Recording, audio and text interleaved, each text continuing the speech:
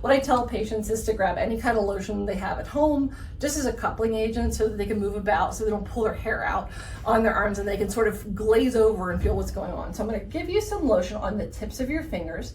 And what I want you to do is to do exactly what a chiropractor would do. So Katie, I want you to do what I'm doing. So I'm gonna take my fingers and rub this area. And I'm sort of just gonna do what's called effleurage, where I'm just gonna sort of scout overlying what's going on. And as I'm doing that, you notice there's like little bumps.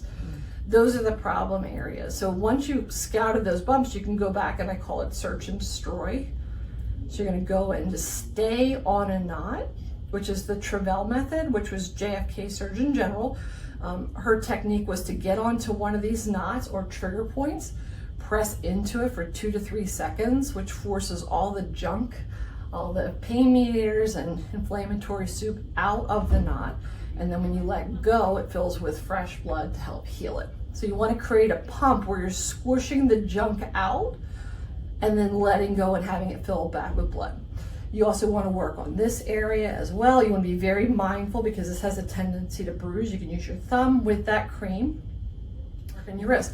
You can use a slow sliding strokes. Here there doesn't tend to be as many trigger points, more tight muscles. And we're going to work on the pruning. I'll give you a little more. You have enough.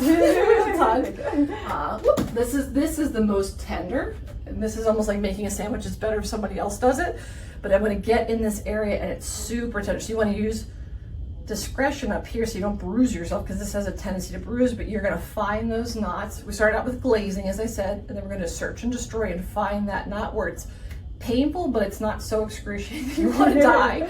And you want to stay on that knot for 3 seconds, let go. Again, do it again. And again, you're creating that pump where you're circulating the blood, you're getting rid of the stuff, and then after we're done with this, what we're going to do is ice the areas that we did. Especially this area has a tendency to bruise, so I need you to do that.